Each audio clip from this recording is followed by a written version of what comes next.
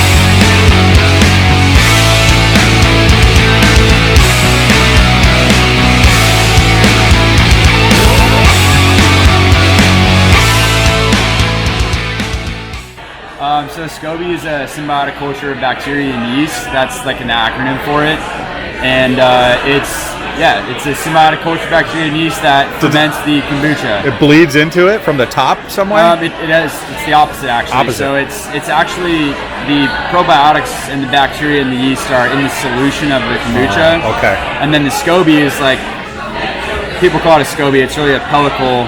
It's almost like a mushroom that grows from the bottom to the top of the kombucha. And so there's two phases with our kombucha. In the first phase, the SCOBY is involved in that fermentation. And then the second phase, a different type of yeast is involved, where you would use either like a beer yeast or a wine yeast or cider or mead or some kind of yeast to raise the ABV. The second tank here is the kettle. So that's where we brew our sweet tea basically. Okay. And that's just tea, sugar, and water. And then it goes into here, which we call our mothership. This is where it turns into just regular kombucha. And then after the kombucha fermentation is done, it goes into one of these three fermenters over here, which have the conical bottoms. And that's where we add more sugar and a different type of yeast, and that's what raises the ABV. Okay. Once all of the sugar has been fermented and it's turned into alcohol, so there's no more sugar left, that's when you know it's ready to flavor. So that's when we bring out the peaches or whatever fruits we're using to flavor, and then we'll add fresh or frozen juices, primarily fresh. So how many days total to start to finish? From brew day to keg, it's about 2 to 3 weeks. Same as beer or different? Very similar to Similar? beer, yeah. Okay.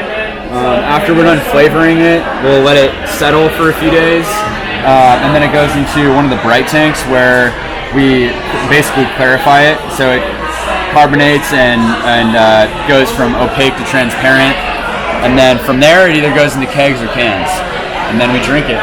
Today we're doing 20% of profits going to Veterans Village of San Diego, and just playing American music all day and having barbecue here, and turning what could be a gloomy bummer of a day into a positive.